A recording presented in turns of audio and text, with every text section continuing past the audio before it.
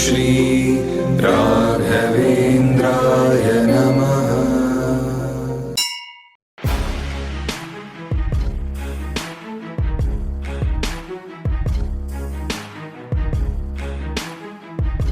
ಶ್ರೀ ಗುರು ರಾಘವೇಂದ್ರ ನಮಃ. ಸ್ನೇಹಿತರೆ, 8 ತಿಂಗಳ ಕಾಲ ಉದ್ಯೋಗವನ್ನು ಹುಡುಕಿ ನಿರಾಸೆಯಾಗಿ ಜೀವನವೇ ಬೇಡಪ್ಪ ಅನ್ನೋ ದುಸ್ಥಿತಿಗೆ ಪ್ರಿಯಾಂಕರವರ ಜೀವನದಲ್ಲಿ ಬಂದಿರುತ್ತೆ.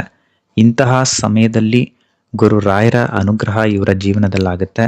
ಇವತ್ತು ಉತ್ತಮವಾದ ನೌಕರಿಯನ್ನು ಪಡೆದು ಸಂತೋಷದ ಜೀವನವನ್ನು ಈಕೆ ನಡೆಸ್ತಾ ಇದ್ದಾರೆ. ಇದಕ್ಕೆಲ್ಲ ಕಾರಣ ಗುರು ರಾಘವೇಂದ್ರ ಸ್ವಾಮಿಗಳ ಒಂದು ಅನುಗ್ರಹ ಅಂತಾನೆ ಹೇಳಬಹುದು. 8 ತಿಂಗಳ ಹಿಂದೆ ಆಗದಂತಹ ಕೆಲಸ ಕೇವಲ 7 ದಿವಸದಲ್ಲಿ ಈಕೆಗೆ ಸಿಕ್ಕಿದೆ. ಅದು ರಾಯರು ಮಾಡಿರುವಂತಹ ದೊಡ್ಡ ಪವಾಡ ಅಂತಾನೆ ಹೇಳಬಹುದು. ಸಾಕಷ್ಟು ಜನಕ್ಕೆ ಸಾಕಷ್ಟು ಸಮಸ್ಯೆಗಳು ಬರ್ತಾನೆ ಇರ್ತವೆ, ಹೋಗ್ತಾನೆ ಇರ್ತವೆ. ಆದರೆ ಸಮಸ್ಯೆ ಶಾಶ್ವತ ಅಲ್ಲ. ಆದರೆ ನಾವು ದೇವರ ಮೇಲೆ ಇಟ್ಟಿರುವಂತಹ ನಂಬಿಕೆ ಮತ್ತು ದೇವರು ನಮಗೆ ಕೊಡುವಂತಹ ಅನುಗ್ರಹ, ಇದುವೇ ನಮಗೆ ಸಿಗುವಂಥದ್ದು ಶಾಶ್ವತವಾಗಿ. ಇದು ಬಿಟ್ಟು ಬೇರೆ ಏನೂ ಇಲ್ಲ. ಈಗ ಪ್ರಿಯಾಂಕರವರು ಉದ್ಯೋಗವನ್ನು ಹುಡುಕ್ತಾ ಸಾಕಷ್ಟು ತಿಂಗಳು ಹೀಗೆ ವ್ಯವನ್ನ ಮಾಡ್ತಾರೆ. ಈಗ ಏನಾಗುತ್ತಂತಂದರೆ, ಒಂದು ಬ್ಯಾಚ್ ಆದಮೇಲೆ ಹೊಸ ಬ್ಯಾಚ್, ಫ್ರೆಷರ್ಸ್ ಬ್ಯಾಚ್ ಬಂತು ಅಂತಂದರೆ ಹಳಬರಿಗೆ ಕೆಲಸ ಸಿಗೋದಿಲ್ಲ. ಅವ್ರು ಏನಾಗ್ತಾರೆ, ಹೊಸ ಫ್ರೆಷರ್ಸ್ ಬರ್ತಾರೆ, ಅವ್ರಿಗೆ ಉದ್ಯೋಗ ಕೊಡೋಣ ಅಂತ ಹೇಳ್ಬಿಟ್ಟು ಏನು ಮಾಡ್ತಾರೆ, ಕಂಪ್ನಿಯವರು ಹೊಸೊಬ್ಬರಿಗೆ ಮಣೆ ಹಾಕ್ತಾರೆ. ಹಳಬರು ಹಾಗೇ ಹಿಂದೆ ಉಳಿತಾ ಹೋಗ್ತಾರೆ. ಉದ್ಯೋಗ ಸಿಗದೆ ಏನಾಗ್ತಾರೆ, ಅವರು ನಿರುದ್ಯೋಗಿ ಅನ್ನೋ ಒಂದು ಪಟ್ಟಣ ಕಟ್ಕೊಂಡು ಬಿಡ್ತಾರೆ. ಈ ವಿಡಿಯೋ ನೋಡ್ತಿರೋ ಸಾಕಷ್ಟು ಜನರಲ್ಲಿ ಇದೇ ಸಮಸ್ಯೆ ಬಂದಿರಬಹುದು. ಆದರೆ ಈಕೆಗೂ ಇದೇ ರೀತಿ ಆಗೋಗ್ತಾನೆ. ಲಕ್ಷಾಂತರ ರೂಪಾಯಿ ಕೊಟ್ಟು ನನ್ನ ತಂದೆ ತಾಯಿ ಸಾಲ ಮಾಡಿ ನನಗೆ ಓದಿಸಿದ್ದಾರೆ. ನಾನು ಜೀವನದಲ್ಲಿ ಇಷ್ಟೆಲ್ಲ ಚೆನ್ನಾಗಿ ಓದಿದ್ದೇನೆ, ಆದರೂ ಯಾಕೆ ನನಗೆ ಉತ್ತಮವಾದ ನೌಕರಿ ಸಿಗ್ತಾ ಇಲ್ಲ, ನನ್ನ ಓದಿಗೆ ತಕ್ಕನಾದ ಒಂದು ಕೆಲಸ ಯಾಕೆ ಸಿಗ್ತಾ ಇಲ್ಲ ಅಂತ ಈಕೆ ತುಂಬ ಒಂದು ನಿರಾಶೆಗೊಂಡಿರ್ತಾರೆ.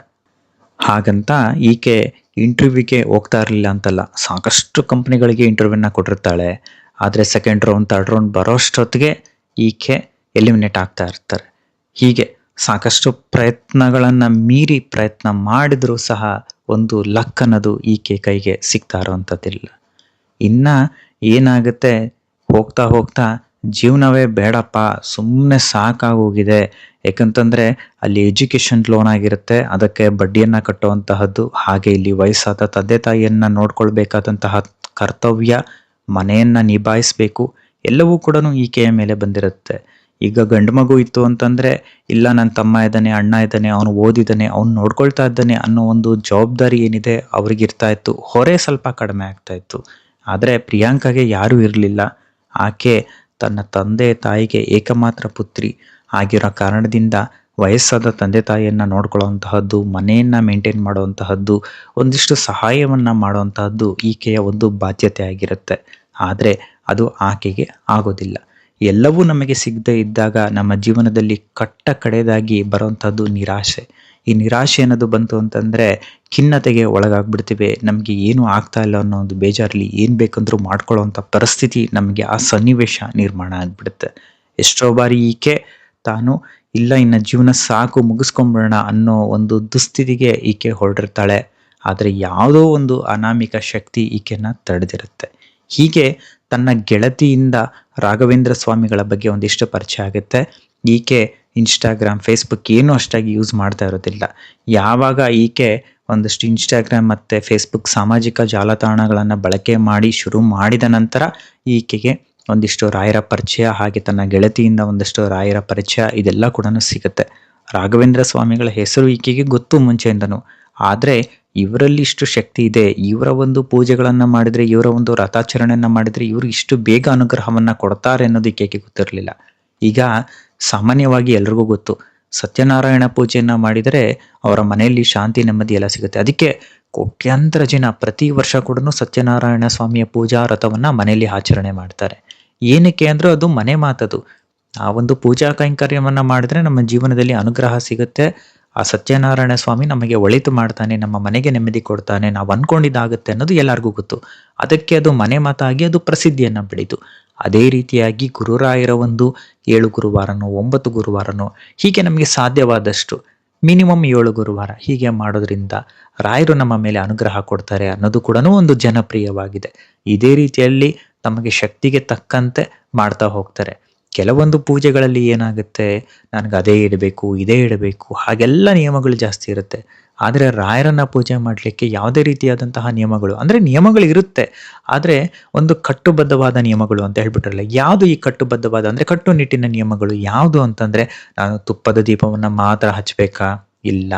ನಾನೇನೋ ಒಂದು 10,000 ರೂಪಾಯಿ ಖರ್ಚು ಮಾಡಿ ಹೂವನ್ನು ಹಾಕಬೇಕಾ? ಇಲ್ಲ. ನಾನೊಂದು 1,000 ರೂಪಾಯಿ ಖರ್ಚು ಮಾಡಿ ಹಣ್ಣು ಹಂಪಲು ಇಡಬೇಕಾ? ಇಲ್ಲ. ನೀವು ರಾಯರ ವಿಗ್ರಹ ಆಗಿರಲಿ ಅಥವಾ ಒಂದು ಸಣ್ಣ ಫೋಟೋ, ಒಂದು 50 ರೂಪಾಯಿ ಕೊಟ್ಟರೆ ಒಂದು ಫೋಟೋ ಕೊಡ್ತಾನೆ ಚಿಕ್ಕದು, ನಿಮ್ಮ ಹತ್ರ ಶಕ್ತಿ ಅನುಸಾರ ತಗೊಳ್ಬಹುದು. ನೀವು ಯಾವುದೇ ಫೋಟೋ ಇಡಿ, 10,000 ರೂಪಾಯಿ ಕೊಟ್ಟು ಫೋಟೋ ಇಡಿ ಅಥವಾ 50,000 ರೂಪಾಯಿ ಕೊಟ್ಟು ದೊಡ್ಡ ಪಂಚಲೋಹ ವಿಗ್ರಹ ಇಡಿ, ಯಾವುದನ್ನ ಇಟ್ಕೊಳ್ಳಿ, ಯಾವುದೂ ಲೆಕ್ಕ ಅಲ್ಲ. ನೀವು ಪ್ರೀತಿಯಿಂದ ನಿಮ್ಮ ಮನಸ್ಸಾರೆ ನೀವು ಸಣ್ಣ ಫೋಟೋ ಆಗಿರಲಿ, ವಿಗ್ರಹ ಆಗಿರಲಿ, ಏನು ನೀವು ಅದಕ್ಕೆ ಒಂದು ಮನಸ್ಸಾರೆ ನೀವು ಪೂಜಿಸ್ತೀರಾ, ನಿಮ್ಮ ಮನಸ್ಸಿನ ಕೋರಿಕೆಗಳನ್ನ ಹೇಗೆ ಹೇಳ್ಕೊಳ್ತೀರಾ, ನೀವು ಅದಕ್ಕೆ ಅನುಷ್ಠಾನವನ್ನು ಹೇಗೆ ಮಾಡ್ತೀರಾ, ಇದರ ಮೇಲೆ ರಾಯರು ನಿಮಗೆ ಕೊಡುವಂತಹದ್ದು ನಿರ್ಧಾರಣೆ ಆಗಿರುತ್ತೆ.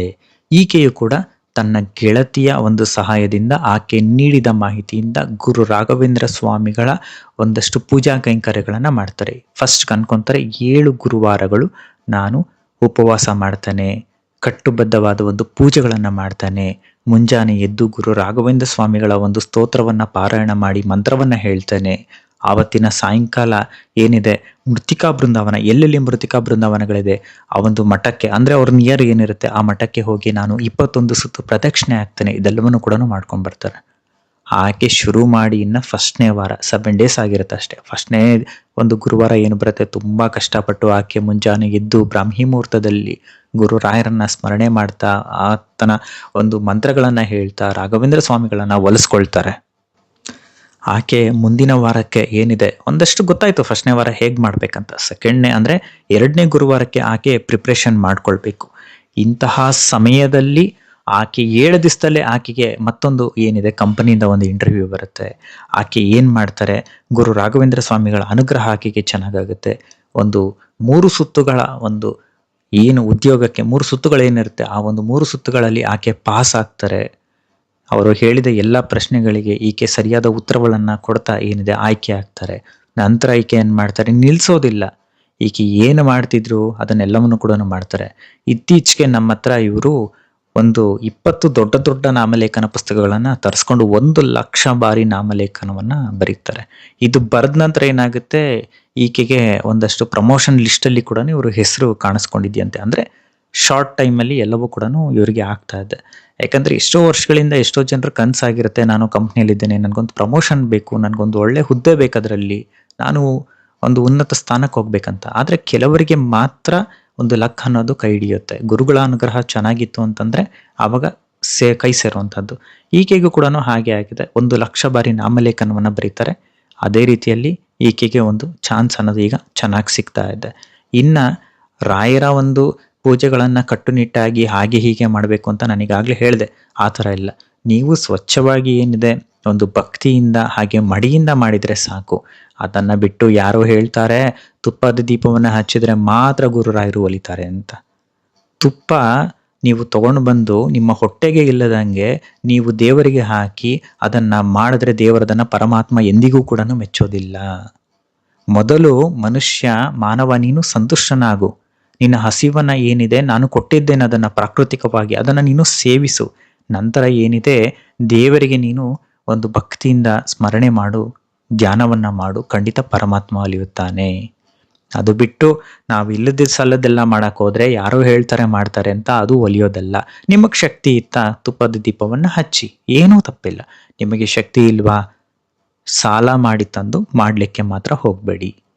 ಆ ಕಾರಣದಿಂದ ರಾಯರ ಅನುಗ್ರಹ ಬೇಕಂತಂದರೆ ಒಳ್ಳೆಯ ಮನಸ್ಸು ಬೇಕೇ ಹೊರತು ದುಬಾರಿ ವಸ್ತುಗಳಲ್ಲ ಅನ್ನೋದನ್ನು ತಿಳಿರಿ. ನಿಮ್ಗೇನಾದರೂ ನಾಮಲೇಖನ ಪುಸ್ತಕಗಳು ಬೇಕು, ನಿಮಗೂ ಕಷ್ಟಗಳಿದೆ, ಅದನ್ನು ಪರಿಹಾರ ಮಾಡ್ಕೊಳ್ಬೇಕಂತಂದರೆ ಸ್ಕ್ರೀನ್ ಮೇಲೆ ಕೊಟ್ಟಿರುವಂತಹ ನಂಬರ್ಗೆ ನನಗೆ ಕಾಂಟ್ಯಾಕ್ಟ್ ಮಾಡಿ, ಬುಕ್ ಅಂತ ಹೇಳ್ಬಿಟ್ಟು ವಾಟ್ಸಪ್ ಮಾಡಿ.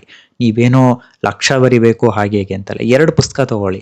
2 ಪುಸ್ತಕ ಬೇಕಂದ್ರೂ ಕೊಡ್ತೀವಿ, ಮಿನಿಮಮ್ 2 ಪುಸ್ತಕ ತೊಗೊಬೇಕು. ಇಲ್ಲ ನನಗೆ ಚಿಕ್ಕ ಚಿಕ್ಕ ಬುಕ್ ಬೇಕು ಅಂದರೆ ಅದು ಕೂಡ ಇದೆ. ಆ ಥರದ್ದು ಬುಕ್ಕಲ್ಲಿ 1,000 ಬರಿಬೋದು, ದೊಡ್ಡ ಬುಕ್ಕಲ್ಲಿ 5,000 ಬರಿಬೋದು. ಯಾವ್ದು ಬೇಕಂದ್ರೂ ನಮ್ಮಲ್ಲಿ ಅವೈಲೇಬಲ್ ಇದೆ. ನೀವು ಬುಕ್ ಅಂತ ಹೇಳ್ಬಿಟ್ಟು ನನಗೆ ವಾಟ್ಸಪ್ ಮಾಡಿದ್ರೆ ಇದ್ರ ಬಗ್ಗೆ ನಾನು ನಿಮಗೆ ರಿಪ್ಲೈ ಕೊಡ್ತೀನಿ. ಹಾಗೆ ನಮ್ಮ ರಾಘವೇಂದ್ರ ಸ್ವಾಮಿಗಳ ನಿತ್ಯ ದರ್ಶನ ಅಂದ್ರೆ ಮಂತ್ರಾಲಯದಲ್ಲಿ ಏನ್ ನಡೆಯುತ್ತೆ, ಹಾಗೆ ಒಂದಷ್ಟು ಪೂಜೆಗಳು ಎಲ್ಲವೂ ಕೂಡ ನಾನು ನಮ್ಮ ಚಾನೆಲ್ನಲ್ಲಿ ತಿಳಿಸ್ತಾ ಇರ್ತೀನಿ. ಇದರ ಒಂದು ಮಾಹಿತಿನ ಪಡಿಬೇಕು. ಹೇಗೆ ನೀವು ಚಾನಲ್ಗೆ ಜಾಯಿನ್ ಆಗ್ಬೇಕಂತಂದ್ರೆ ನಿಮ್ಮ ಹೆಸರು ಮತ್ತೆ ಊರಿನ ಹೆಸರನ್ನ ನನಗೆ ವಾಟ್ಸಪ್ ಮಾಡಿದ್ರೆ ನಾನು ಚಾನಲ್ ಲಿಂಕ್ ಕಳಿಸ್ತೀನಿ. ಅದಕ್ಕೆ ನೀವು ಫಾಲೋ ಮಾಡಿದ್ರೆ ಆಯ್ತು. ಬೆಲ್ ಐಕಾನ್ ಇರುತ್ತೆ, ಅದನ್ನ ಕ್ಲಿಕ್ ಮಾಡಿ ನೀವು ಫಾಲೋ ಮಾಡಿದ್ರೆ ಆಯ್ತು. ನೀವು ರಾಘವೇಂದ್ರ ಸ್ವಾಮಿಗಳ ಒಂದು ಗುರು ರಾಘವೇಂದ್ರ ಟಿವಿಯ ಒಂದು ಚಾನಲ್ಗೆ ಜಾಯಿನ್ ಆಗ್ತೀರಾ. ಪ್ರತಿನಿತ್ಯ ದರ್ಶನ ಆಗಿರ್ಬೋದು, ನಾನು ಕೊಡೋ ಅಪ್ಡೇಟ್ಸ್ ಆಗಿರ್ಬೋದು ಎಲ್ಲ ಸಿಗುತ್ತೆ. ನಿಮ್ಮ ನಂಬರು ಇನ್ನೊಬ್ರಿಗೆ ಶೇರ್ ಆಗೋದಿಲ್ಲ, ಯಾಕಂತಂದ್ರೆ ಅದು ಚಾನಲ್ ಈಗಾಗಲೇ 28,000 ಜನ ಅದರಲ್ಲಿದ್ದಾರೆ. ಒಬ್ರಿಬ್ರಲ್ಲ, 28,000 ಜನ ಇದ್ದಾರೆ. ಅದರಲ್ಲಿ ನೀವು ಒಬ್ರು ಭಾಗಿಯಾಗಿ ಖಂಡಿತ ರಾಯರ ಸೇವೆಯನ್ನು ಎಲ್ಲರೂ ಮಾಡೋಣ. ಒಳ್ಳೇದಾಗ್ಲಿ.